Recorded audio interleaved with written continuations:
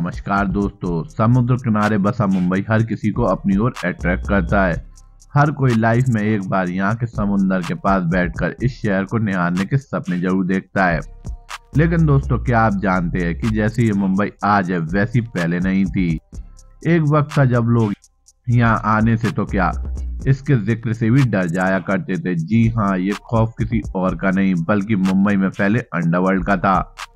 मुंबई शहर अपने अंडरवर्ल्ड और क्रिमिनल्स के लिए एक टाइम पर इतना मशहूर था। अचानक से आज ये सारे क्रिमिनल्स कहाँ चले गए, अंडरवर्ल्ड का पूरा इतिहास शुरू से जानेंगे। तो दोस्तों, अंत तक बने रहिए, बहुत ही इंटरेस्टिंग वीडियो है और कमेंट्स में अपनी राय जरूर बताइए। तो चलिए शुरू करते हैं। 50 का दशक ये वो दशक था जब मुंबई में सिर्फ 3 गैंगस्टर के नामों से जाना जाता था। पहला अफगानी मुंबईकर करीम लाला उर्फ पठान, दूसरा तमिलनाडु से आया हुआ हाजी मस्तान और तीसरा वर्दा राजन मुदरिया उर्फ वर्दा भाई।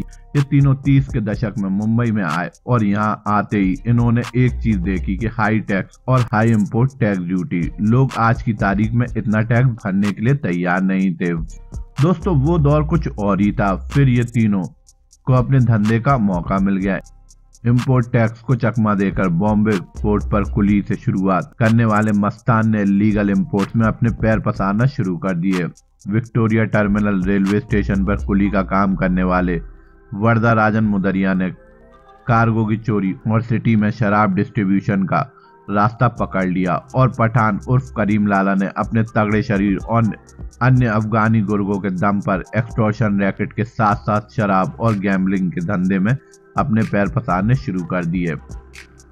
ये गैंगस्टर अपने इलाके में किसी को बर्दाश्त नहीं किया करते थे, खासकर कि कॉम्पिटिटर्स को। पर इन तीनों के बीच एक आपसी समझौता हो चुका था। यही वजह थी कि मुंबई की एक मयान में तीनों तलवारें होने के बावजूद भी सब कुछ बिना किसी झगड़े के आसानी से चल रहा था। धीरे धीरे इन तीनों का दबदबा मुंबई में बढ़ता चला गया। फिर 25 साल बाद मुंबई का एक बच्चा चौथा हिस्सा लेने के लिए खड़ा हो जाता है, जिसका नाम था दाऊद इब्राहिम कासकर। रत्नागिरी के कोंकणी मुस्लिम परिवार में पैदा हुआ। फिर इसने मुंबई के डोगरी इलाके में अपने बड़े भाई शब्बीर कासकर और अपने गांव के कुछ छोकरों के साथ मिलकर अपनी गैंग शुरू कर ली।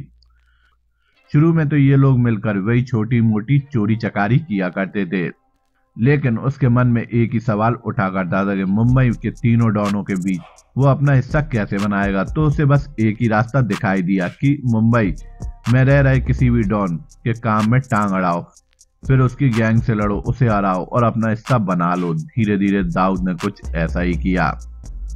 उसके 2 पंटर ने हाजी मस्तान के इलाके में अपने कुछ इलीगल धंधे शुरू कर दिए थे और जैसा दाऊद ने सोचा था वैसा ही हुआ। लेकिन हाजी मस्तान को ये बात बिल्कुल पसंद नहीं आई। परंतु 19 साल के बच्चे ने कभी यह नहीं सोचा था कि हाजी मस्तान अपने दोस्त करीम लाला उर्फ पठान गैंग के गुंडों की मदद से उसके दोनों पंटरों को बुरी तरीके से पिटवा देगा। और बस यहीं से वो शुरुआत होती है जहां 2 गैंग टकराने लगी और गैंग वॉर का धुआं उठने लगा, क्योंकि अब जलने वाली थी बदले की आग। फिर दाऊद इब्राहिम कासकर को एक टिप मिली कि हाजी मस्तान 4.25 लाख रुपए किसी टैक्सी में ले जा रहा है, जिससे किसी को शक ना हो। ये सुनकर दाऊद इब्राहिम को इसमें एक परफेक्ट अपॉर्चुनिटी दिखाई दी। उसने अपने गैंग डी कंपनी को तुरंत इकट्ठा किया और उस टैक्सी पर धावा बोल दिया और सारे पैसे लेकर गायब हो गया।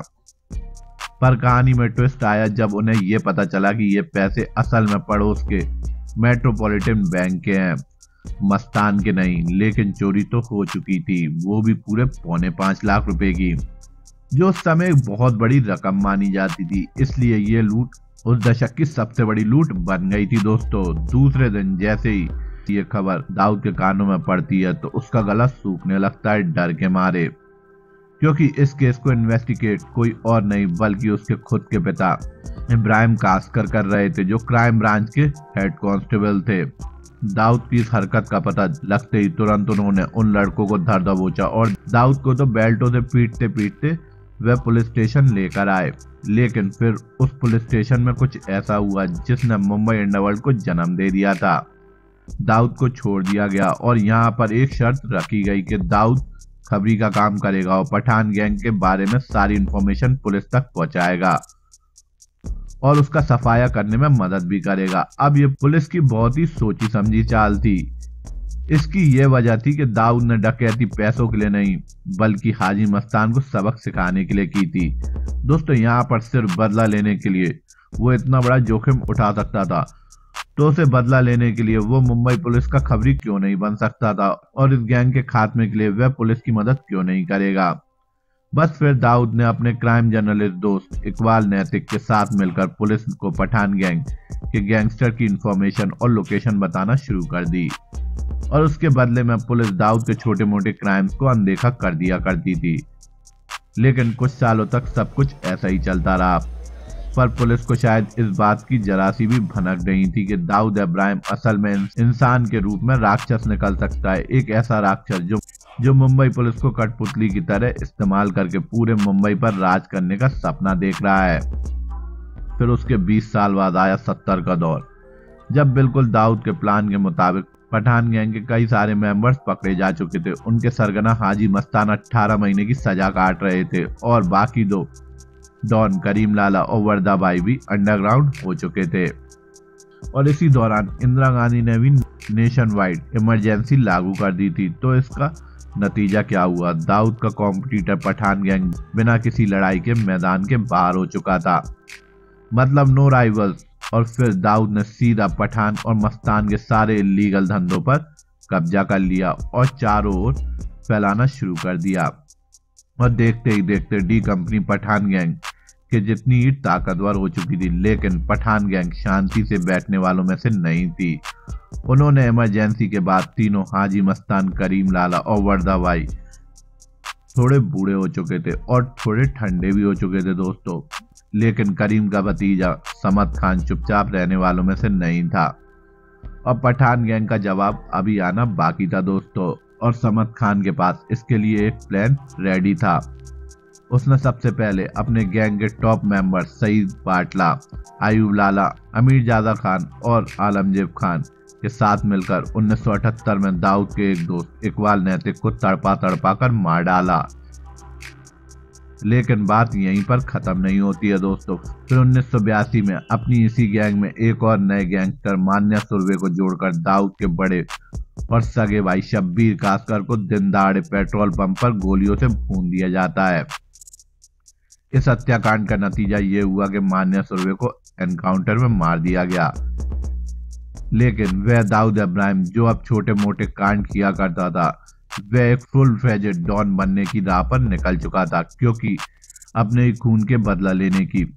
तो उसने सबसे पहले वर्दा भाई जैसे बड़े माफिया के लिए काम करने वाले राजन नायर उर्फ बड़ा राजन को एक सुपारी दी और वो सुपारी थी अमीर जादा की।